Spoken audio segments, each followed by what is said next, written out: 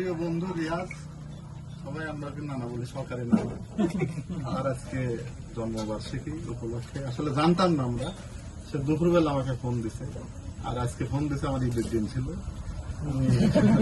ব্যস্ত ছিলাম সারাদিন, ব্যস্ত ছিলাম সারাদিন, হিসাবে কিছু করতে পারি নাই।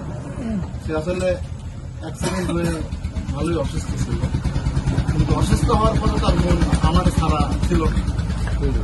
ঠিক আছে, বাড়ি ছুঁয়ে থাকলে মন এখানে থাকে, দেহ আবার নিয়ে চলে আসে। সেক্ষেত্রে ও অ্যাক্সিডেন্ট হওয়ার পরের দিন থেকে এখানে আসা শুরু করছে।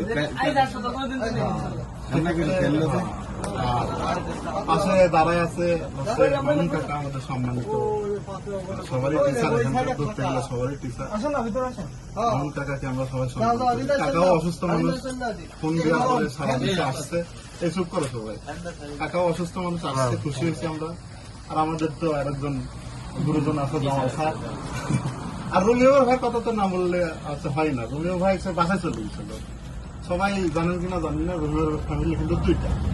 রুমিও ভাই এক সপ্তাহ সর্দি থাকে, শনিবার দিন সে নিশ্চিত ওই পারে থাকবে, মানে এটা কেউ ঠেকাতে পারবে না। মানে দুনিয়াদারি সবকিছু ভাসে গেল,